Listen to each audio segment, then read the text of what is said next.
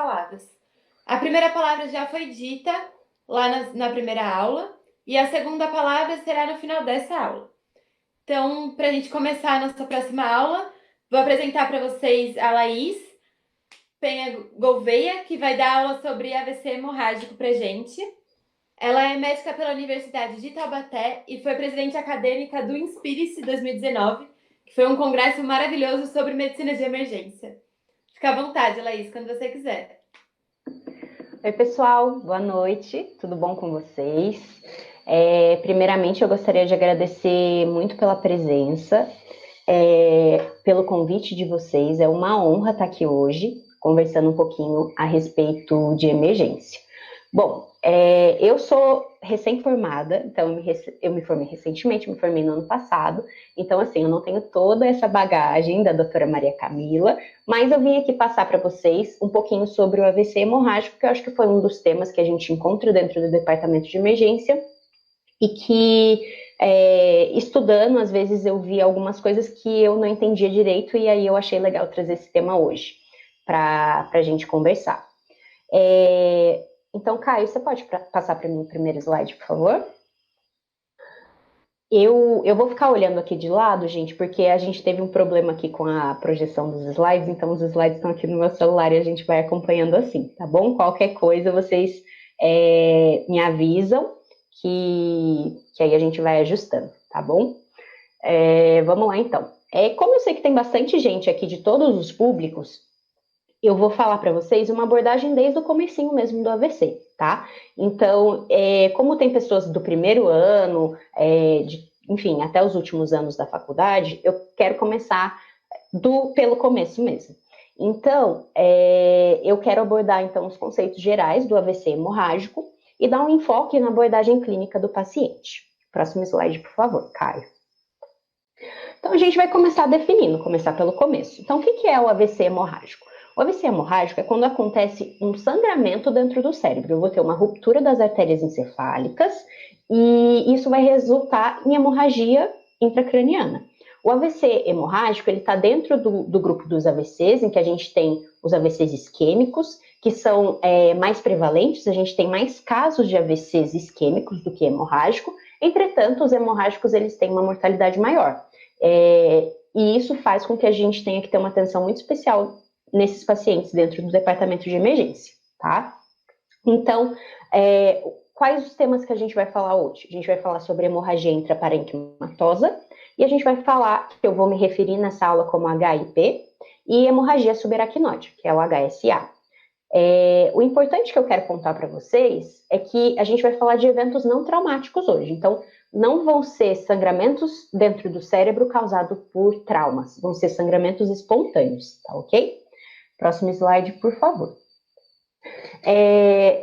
Nesse slide, sobre anatomia, o que eu acho importante que a gente pontue e que a gente saiba? Bom, primeiro eu fiz esse esqueminha até bem tosco, mas ele foi uma das coisas que mais me ajudaram a compreender o AVC hemorrágico. Então, a gente vai ter ali as camadas, né? A gente vai ter a pele, o periósteo, o osso, a dura mater, que entre o osso e a dura mater, a gente vai ter aqueles hematomas epidurais, que não vão ser o tema da nossa aula de hoje, mas é só para a gente relembrar, tá bom? Depois da dura mater, a gente vai ter a aracnoide, que aí são as camadas da meninge, né? Então, entre a dura mater e a aracnoide, a gente tem o espaço subdural. Nesse espaço, a gente também pode ter aqueles hematomas subdurais, geralmente causados por trauma, que não vai ser o assunto da nossa conversa de hoje, tá? Depois a gente tem entre a aracnoide e a pia mater o espaço subaracnoide, que esse sim vai ser um sítio de sangramento, onde a gente vai abordar hoje. E, finalmente, o cérebro, o encéfalo, que também vão ter sangramentos nessa região, que a gente vai conversar hoje, tá? Então, essa primeira imagem do sangramento dos vasos corticais é que eu queria que vocês enxergassem mesmo mais ou menos o que acontece quando eu tenho nesse primeiro caso, uma hemorragia subaracnoide. Então, eu vou ter esses vasos grandes, esses vasos mais calibrosos, sangrando na camada subaracnoide. E ali do lado, a gente tem uma imagem de angiografia, onde eu vou ter o sangramento dos vasos perfurantes profundos.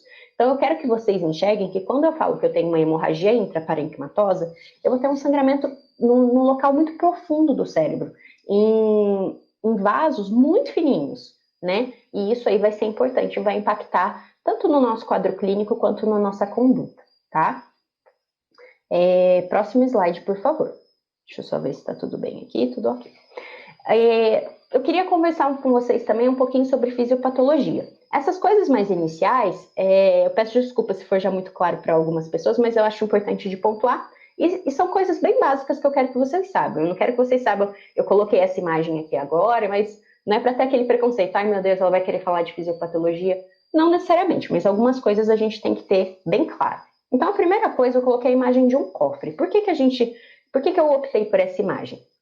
É importante a gente lembrar que a nossa cabeça, ela funciona como se fosse uma estrutura rígida que não tem tanta maleabilidade de deformação.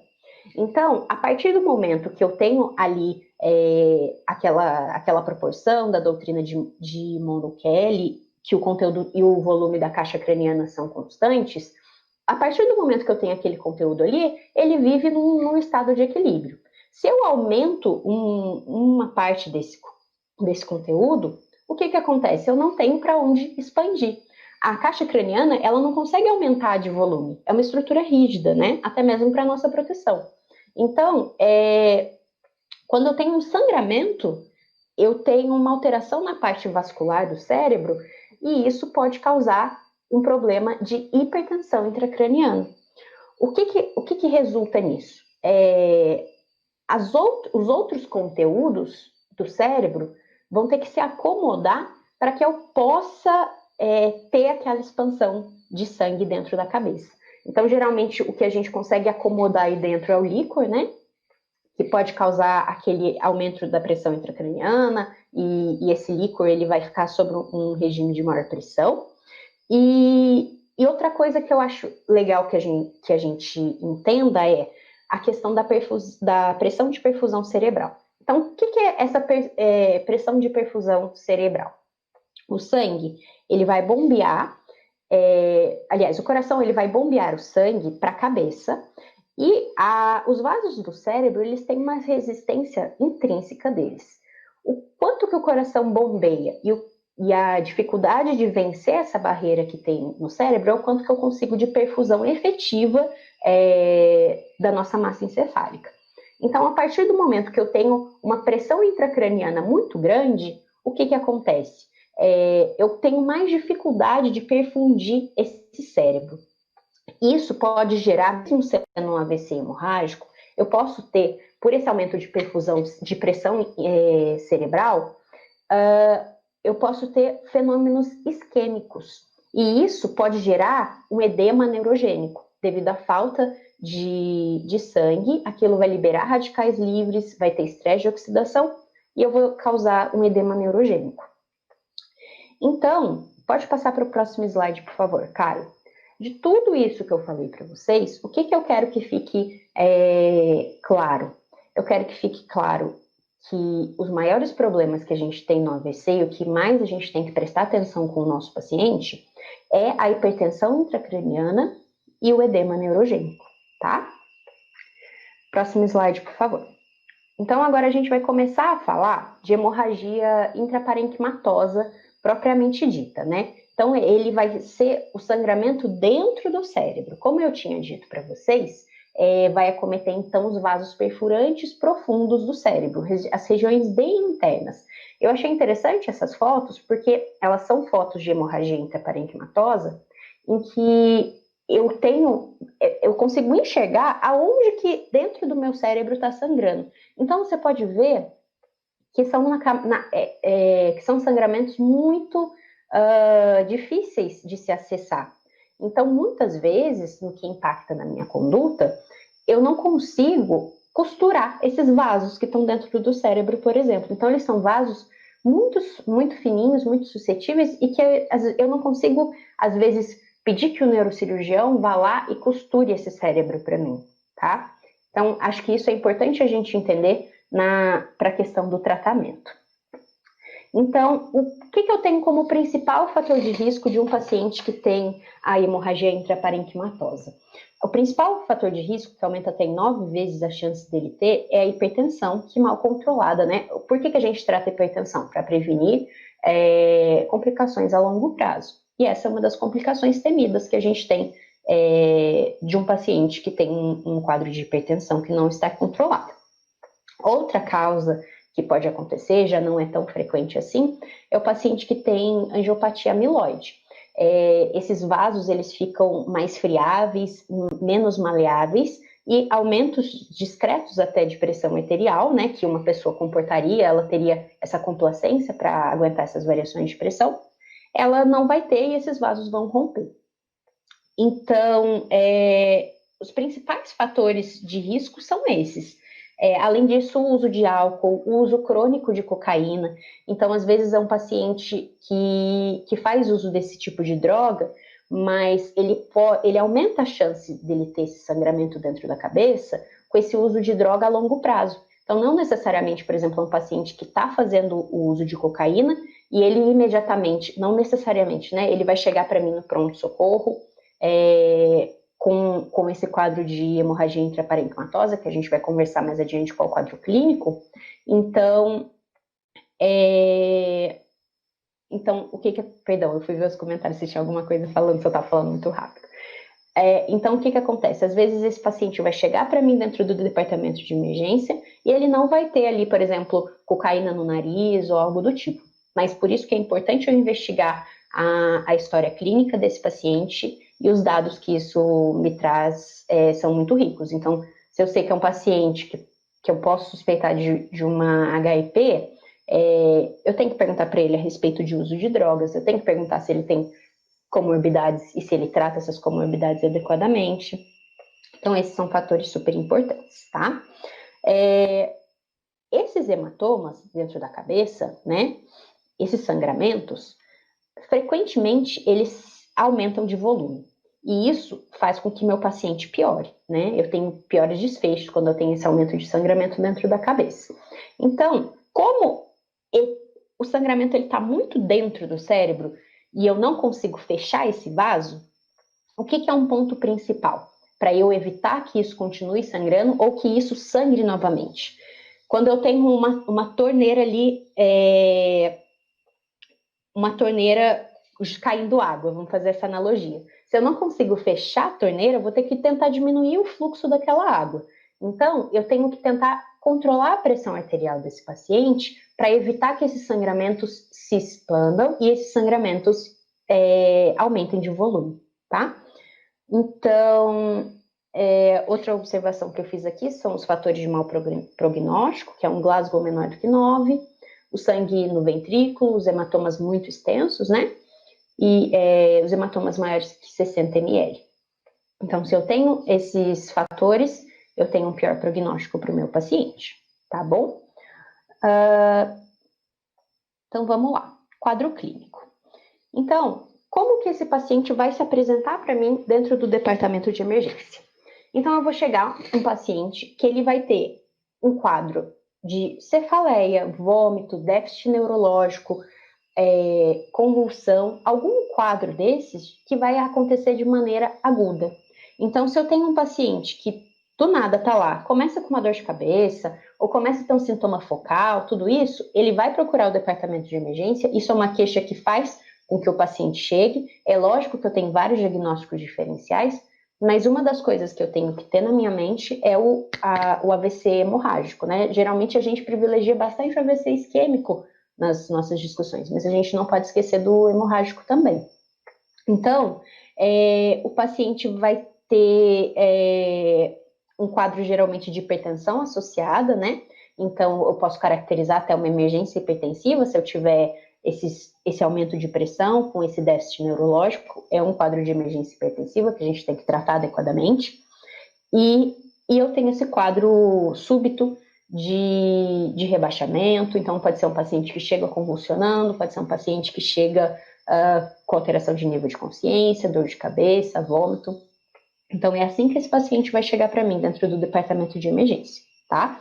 Um quadro clínico mais clássico, que é de quando acontece esse AVC na ponte, é que o paciente ele vai chegar rebaixado, ele pode apresentar uma tetraparesia ou uma tetraplegia, e as pupilas vão estar mióticas e pontiformes. Então, por isso que eu coloquei essa foto para ilustrar para vocês.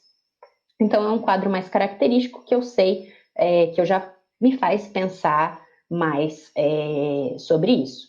Então, às vezes você fala assim, chegou um paciente, você fala, vamos supor, chegou um paciente que ele está tetraplégico, com a pupila pontiforme e meio com alteração de nível de consciência, você tem que pensar imediatamente no AVC hemorrágico. Eu repito de novo, existem outros diagnósticos diferenciais, mas isso é tem que estar dentro do nosso arsenal diagnóstico, tá? Próximo slide, por favor, Caio. Então, a partir desse momento, a gente vai dar o diagnóstico. Então, o que eu preciso obrigatoriamente? Exame de imagem. A tomografia sem contraste, ela é o exame que a gente tem mais disponível. Infelizmente, a gente tem algumas realidades que a gente sabe que nem isso a gente tem disponível. Então, às vezes, por exemplo, se eu não tenho um AVC nesse serviço e eu recebo um paciente que tem esse quadro, é importante você alocar os recursos para transferir esse paciente como prioridade. Então, manejar esse paciente, mesmo que você não tenha o recurso de imagem, por exemplo, é muito importante, né? Você manejar adequadamente. Então, saber que esse paciente obrigatoriamente tem que fazer uma tomografia, isso faz com que eu aloque os recursos adequadamente. Então, o exame de neuroimagem é mandatório, a TC sem contraste vai ser o nosso padrão ouro. Eu vou pedir outros exames laboratoriais também, né? Até mesmo para diagnóstico diferencial. Eu vou pedir esses outros exames também, porque o paciente ele vai evoluir em um leito de UTI depois, então eu tenho que ter certinho para ver como que esse paciente vai evoluir conforme os dias passam, né? Então, eu escolhi essas imagens. Essa imagem de cima é um quadro de um paciente que tem angiopatia amiloide e desenvolveu o quadro de hemorragia intraparenquimatosa, e essas tomografias de baixo são de pacientes com outras comorbidades, com hemorragia intraparenquimatosa. Então, quando você vê essa tomografia, obviamente você vai identificar esse sangramento, né, a princípio. Eu vi em alguns locais também, por exemplo, que um quadro hiperagudo, vamos supor, uma pessoa passou mal na frente do seu pronto-socorro, ela entrou e fez a tomografia, às vezes essa área ainda não vai estar branca, né? Não deu tempo ainda dela ficar branca, mas isso é um quadro de exceção, isso é um quadro hiperagudo, né? Geralmente o paciente demora até um tempo até que ele consiga ser transferido para fazer essa tomografia. Ok, então, diagnóstico, eu vou fazer o exame clínico, eu vou estabilizar esse paciente no primeiro momento, eu vou colher uma história adequada e eu vou partir para o exame de imagem. Próximo slide, por favor, Caio. Então, quanto ao tratamento, tá?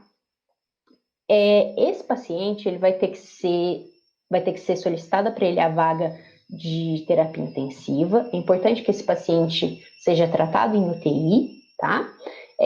Como eu falei para vocês, como eu não consigo ir lá, às vezes, e costurar esse vaso, como que eu vou tratar? Eu vou ter que diminuir a pressão arterial para evitar que esse sangramento progrida, para evitar que esse sangramento expanda, tá? Então, qual que é a minha meta pressórica? Minha pressão sistólica menor do que 140 milímetros de mercúrio. Inclusive, se eu tiver que usar nitroprusiato ou outras drogas para manter essa pressão mais baixa, eu tenho que fazer, tá bom? Avaliar a PIC, que é a pressão intracraniana, também é um fator muito importante. Eu tenho que ver se esse cérebro está sendo perfundido, né? Então, nesses casos que eu coloquei aqui para vocês, principalmente, né, um Glasgow de 3 a 8, um Glasgow mais baixo, sinais de herniação transtentorial, hidrocefalia, esses casos são essenciais que eu monitore a PIC. Como que eu faço essa monitorização da PIC? Então, geralmente a gente faz, a gente não, né? Quem vai fazer é o neurocirurgião, geralmente. Você vai fazer um furo, uma trepanação, e vai colocar um catéter ali e ele vai ver a pressão intracraniana. No monitor, eu vou ter a PAM, que é a pressão arterial média, e aí aquele cálculo que eu passei para vocês antes, eu consigo calcular a pressão de perfusão cerebral, tá bom? Uma coisa que eu achei, assim, é mais uma curiosidade. Eu sei que, enfim, os serviços têm muita restrição de material, às vezes a gente não tem nem o básico para induzir um paciente, quanto mais essas coisas muito modernas, mas eu trouxe para vocês a título de curiosidade também. Esse aparelho que está aqui na cabeça dessa pessoa, ele é um aparelho que chama Brain Care e ele avalia a pressão intracraniana de forma não invasiva. Então, ele enfim, é uma coisa nova.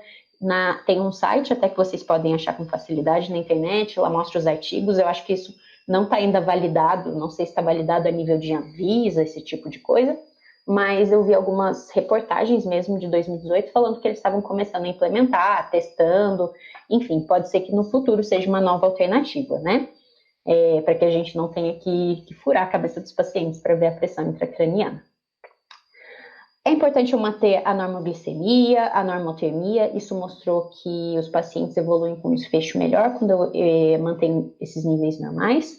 E outra coisa legal também que eu trouxe para vocês, que a doutora Maria Camila já falou anteriormente a respeito do ultrassom, né, da ultrassonografia. Uma das utilidades, além da gente ver aquela questão do choque que ela tinha dito na aula dela, outra utilidade do ultrassom é a gente avaliar a bainha do nervo óptico como uma estimativa da pressão intracraniana.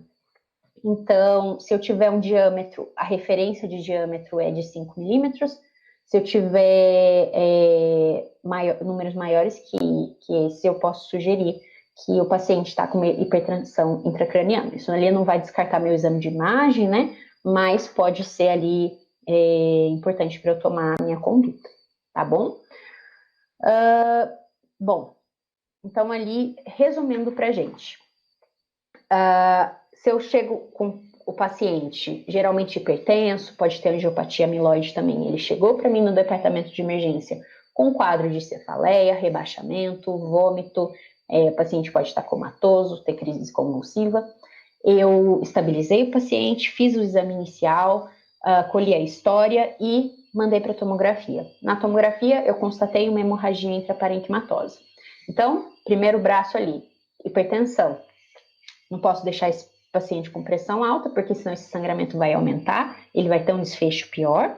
Lembra que sangramentos maiores e hipertensão intracraniana cursam com piores desfechos, então eu vou calcular numa meta mais ou menos de pressão sistólica para ele de 140. Eu vou avaliar se esse paciente tem alguma coagulopatia, por exemplo, ou se ele faz uso de anticoagulante. Eu vejo se eu tenho que reverter esse anticoagulante ou se eu tenho que ofertar para esse paciente complexo protrombínico ou alguma outra coisa, transfusão de plasma, alguma outra coisa, para brecar que esse paciente continue sangrando. E eu vou solicitar o suporte de UTI, porque ele vai precisar, geralmente esses pacientes têm uma elevadíssima mortalidade, então eles têm que ser acompanhados muito de perto. Se eu estou num lugar que eu não tenho recursos, eu rapidamente tento a transferência desse paciente assim que eu estabilizar.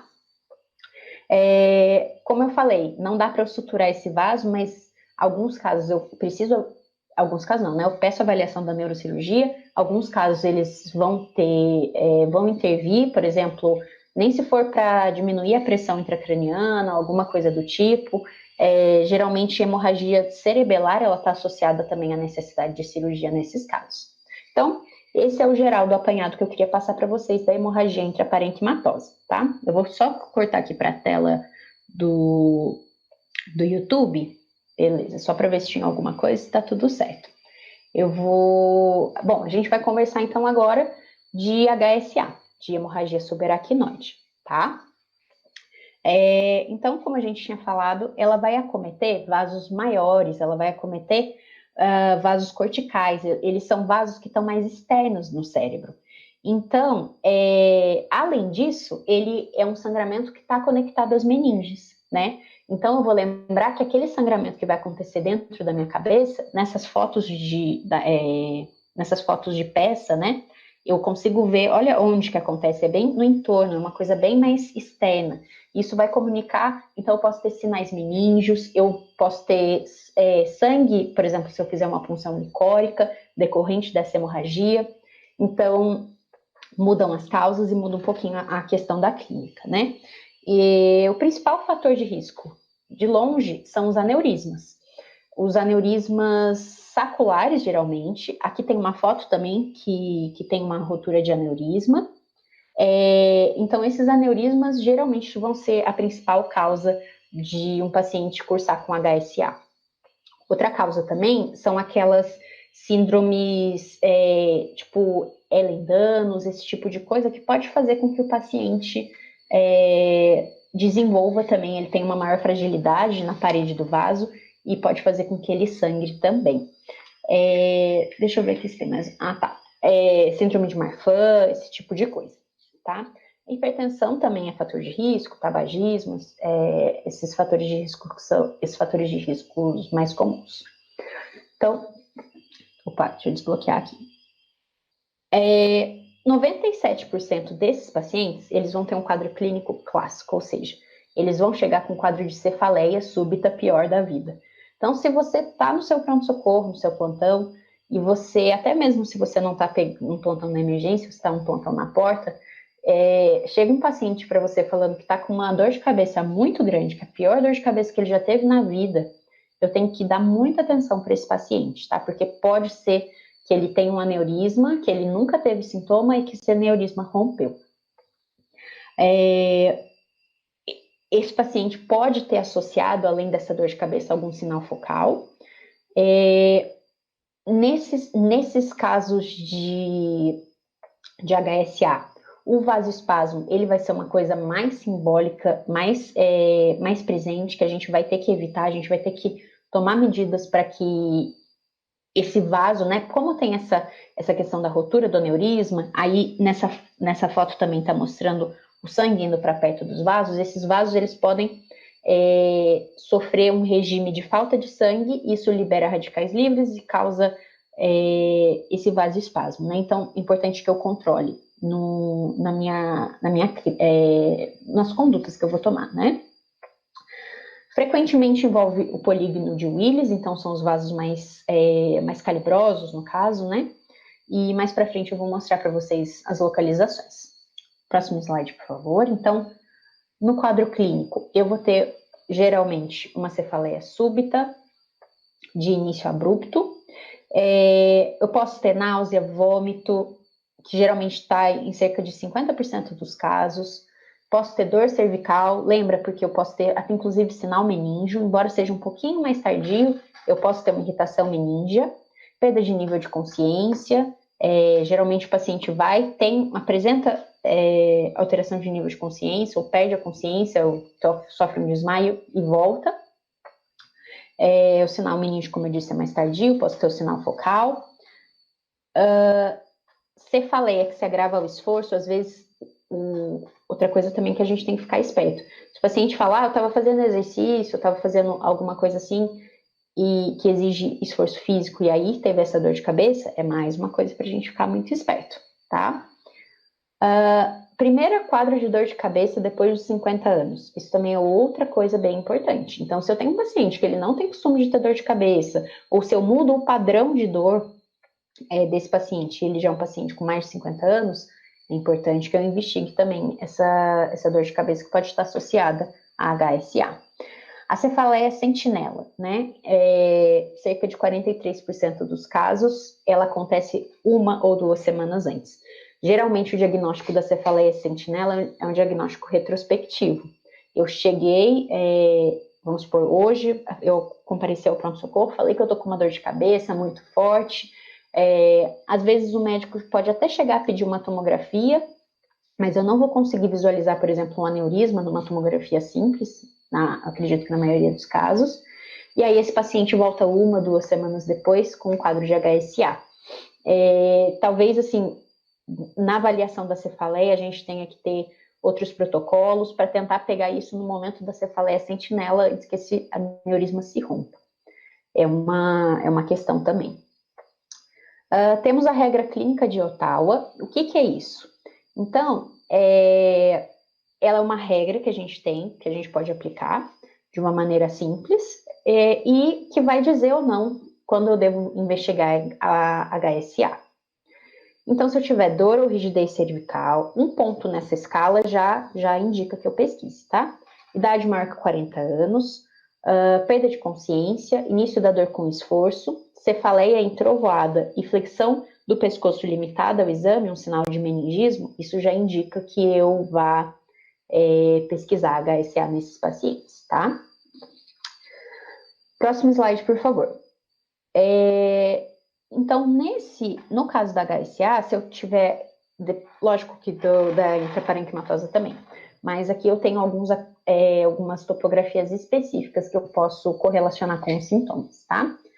Então, se eu tiver, por exemplo, um paciente que, deixa eu só ver, Caio, se você, eu acho que pode apertar mais uma vez, que tem uma animação nesse slide. Aí vão ter duas figuras de olhos. Eu vou falar. Tá. Ó, foi direto? Tá. Não tá com animação?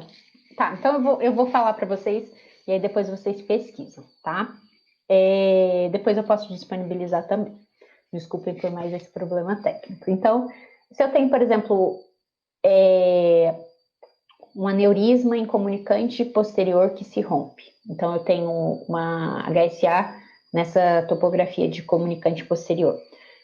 Ali passa o terceiro par de nervo craniano, nessa região. Então, eu posso ter uma compressão e paralisia do terceiro par craniano.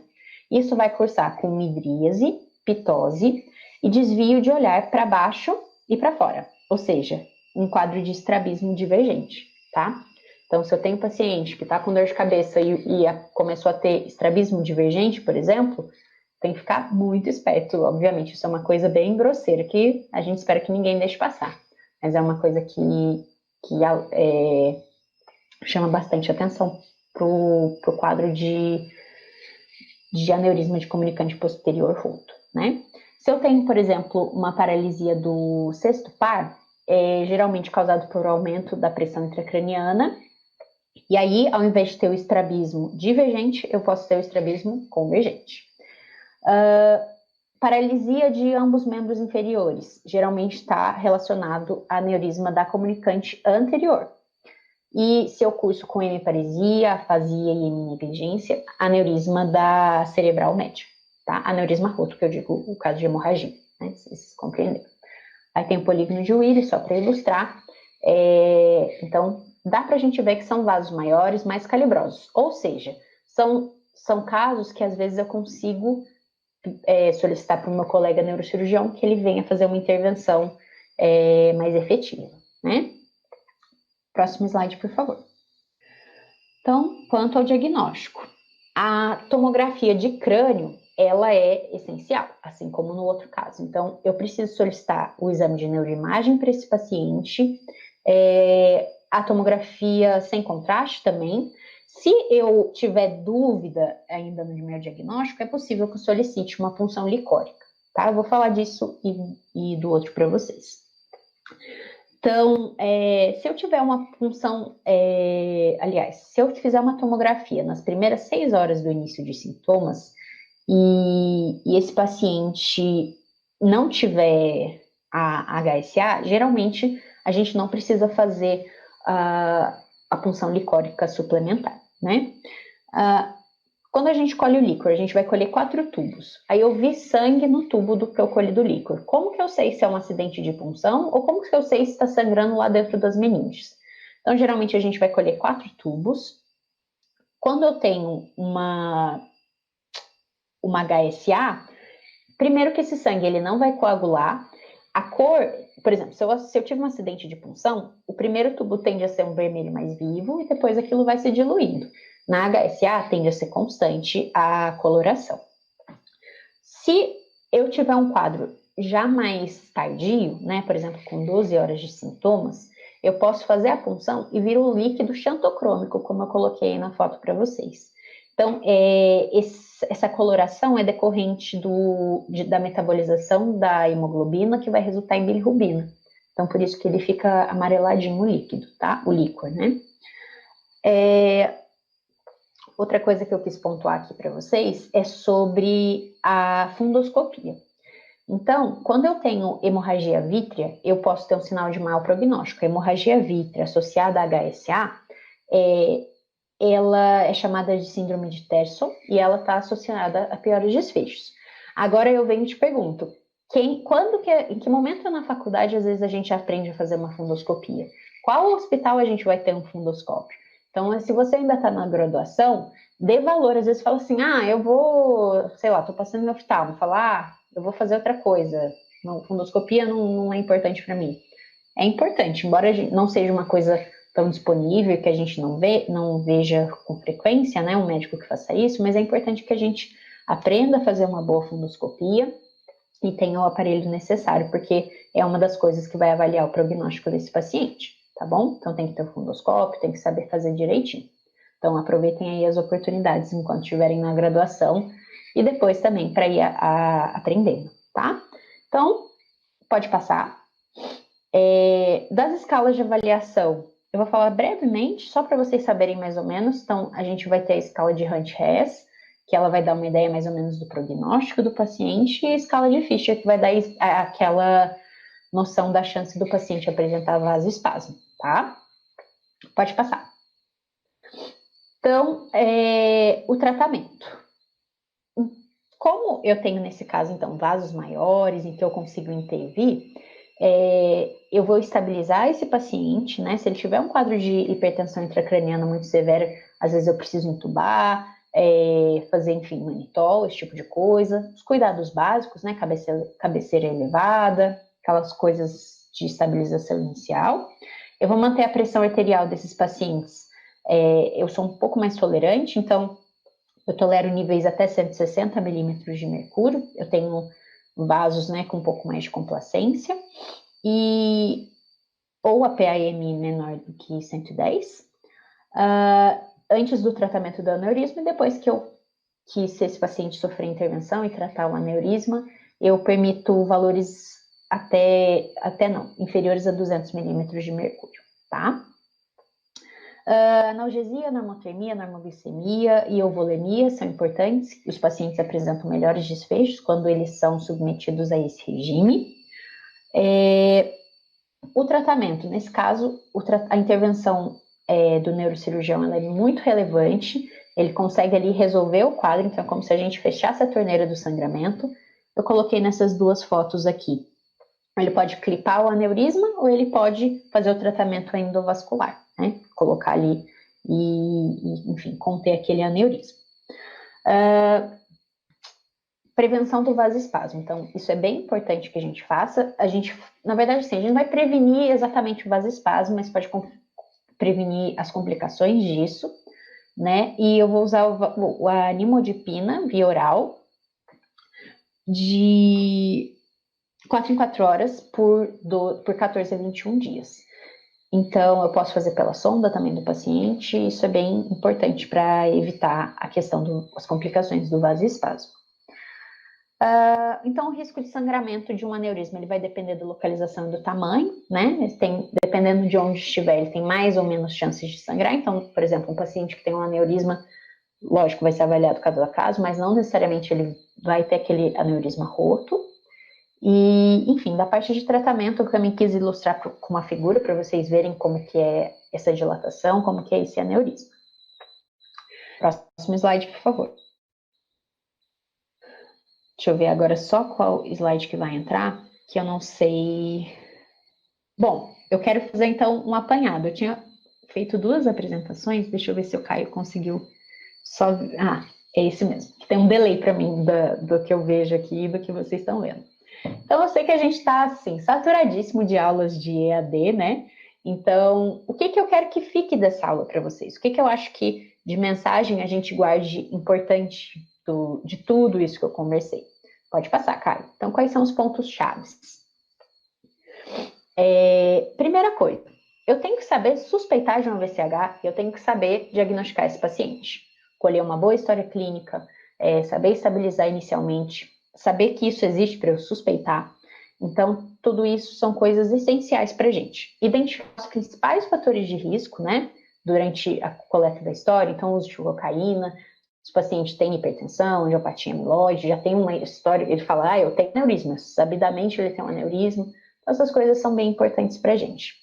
Prevenir o ressangramento e o vasoespasmo, Então, fazer o controle da pressão arterial, se o paciente usa anticoagulante, eu ver a reversão desse anticoagulante, ou, enfim, as medidas necessárias, né? E usar o nimodipino, no caso, para evitar o vasoespasmo. As escalas de avaliação são relevantes, mas isso é uma coisa que na prática é bem simples de você, enfim, joga no aplicativo e avalia, né? E é importante eu alocar o recurso necessário para esse paciente. Então,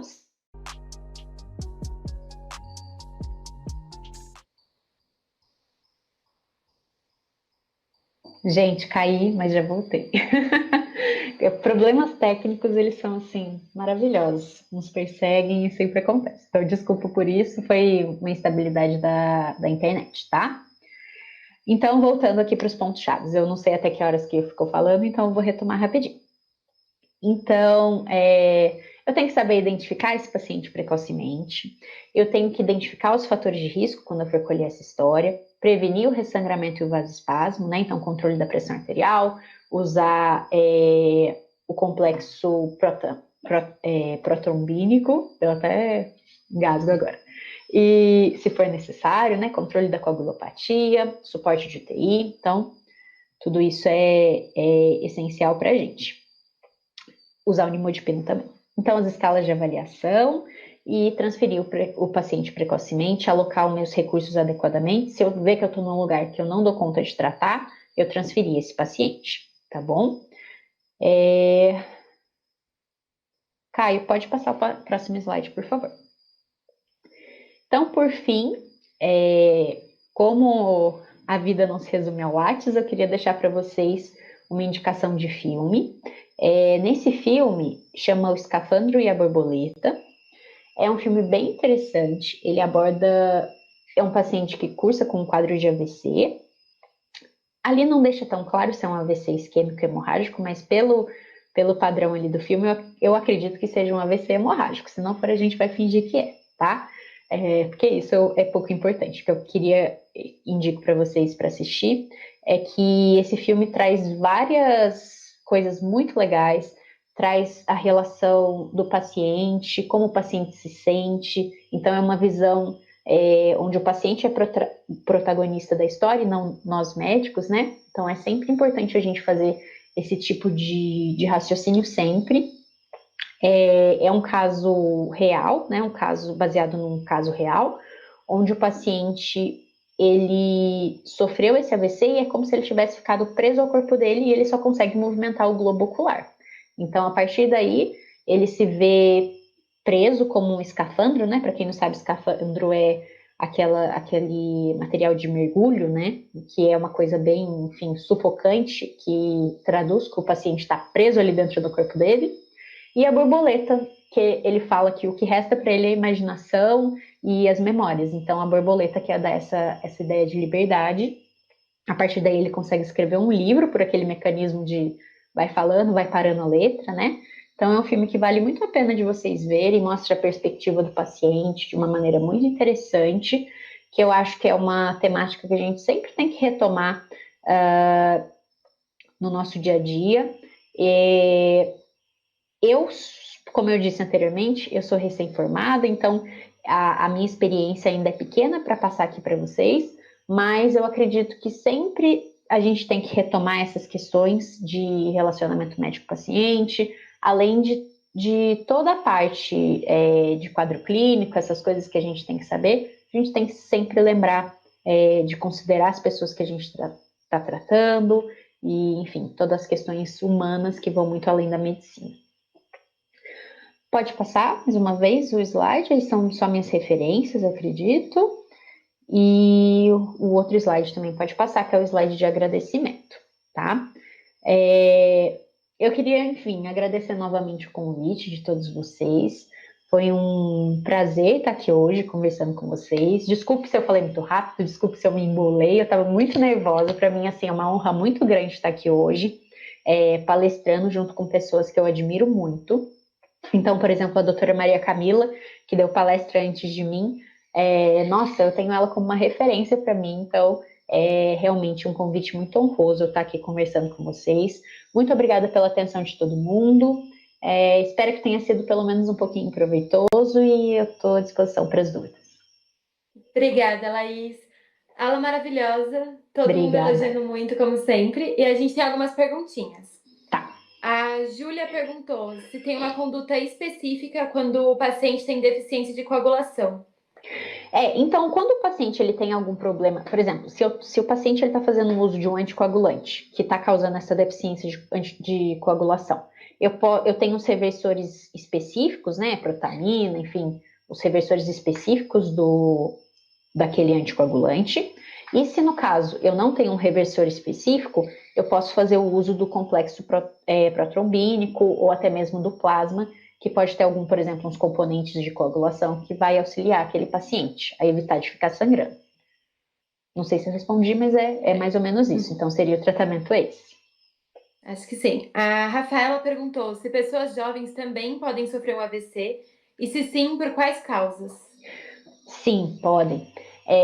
Então, geralmente, por exemplo, quando eu tenho esse paciente, pode ser, por exemplo, por um aneurisma, né? A gente vê, inclusive, no filme que eu indiquei para vocês, eu tenho um paciente jovem que tem um quadro de aneurisma, né?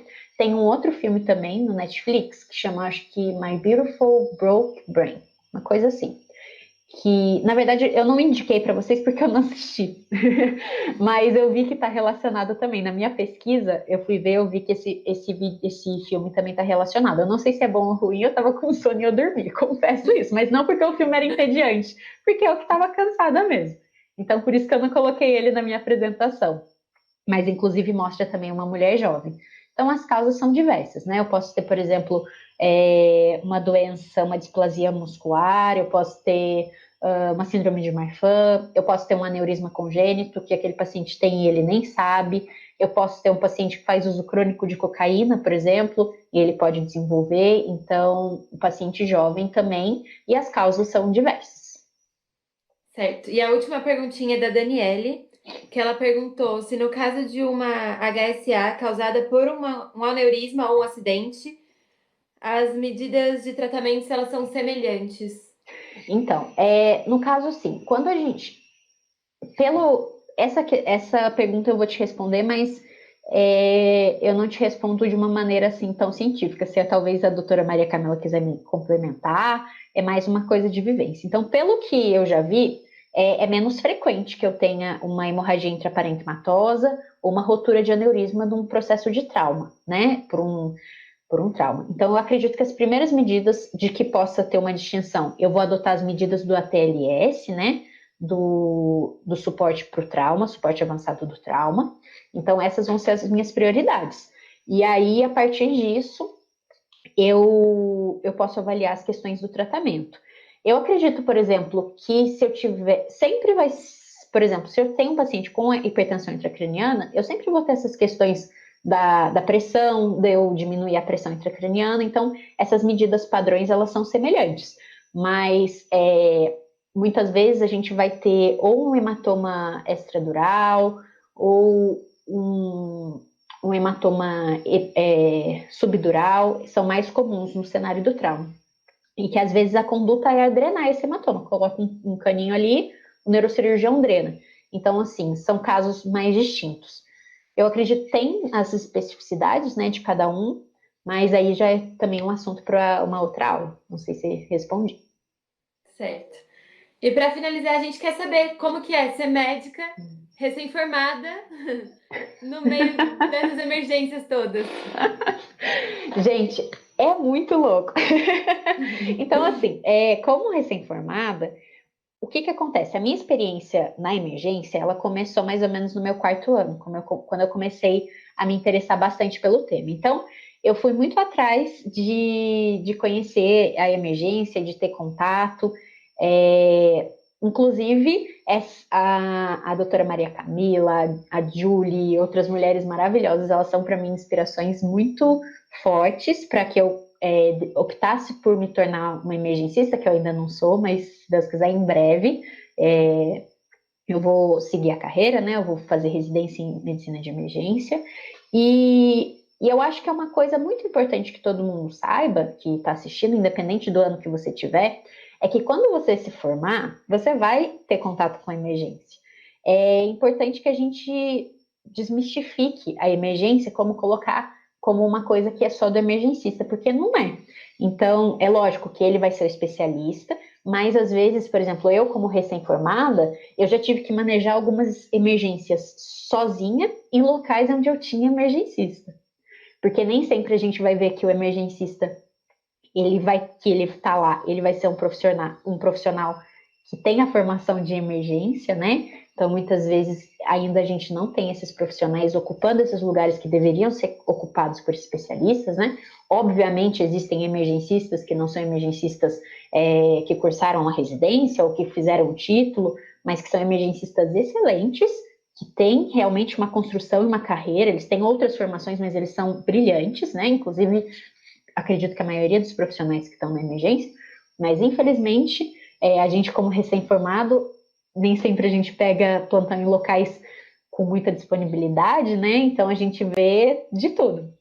Então a gente vai encontrar também profissionais que não estão preparados para aquilo. E às vezes a gente tem que manejar sozinho. Então, o dia que eu tive que manejar minha primeira emergência sozinha mesmo, eu já tendo tido várias experiências, dá aquela taquicardia, mas ali naquele momento você para, você respira e você pensa, enfim, nos protocolos, que são coisas que te ajudam, e tudo mais. E realmente eu falei, é o que eu gosto mesmo, mas eu quero estar bem preparada para fazer aquilo com muito respeito. Eu tenho muito respeito pela emergência, eu acho que assim como um médico, ele não vai atender cardiologia sem ele ser cardiologista, eu acho que é lógico, eu não quero julgar a realidade de cada um, tem gente que tem capacidade para isso, mas eu acho que o profissional que logo que ele se forma, ele vai querer atender uma emergência sem estar capacitado para aquilo, eu acho muito complicado. Então, eu tenho um carinho e respeito muito grande pela medicina de emergência.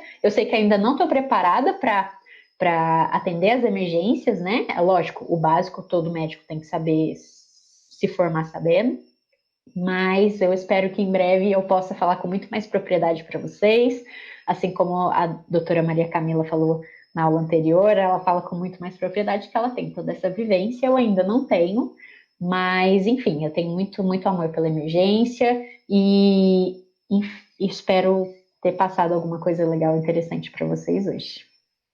Com certeza, ela foi maravilhosa, a gente aprendeu muito. E agora, para finalizar, falta a palavra-chave do dia. Escolhe Gente, aí.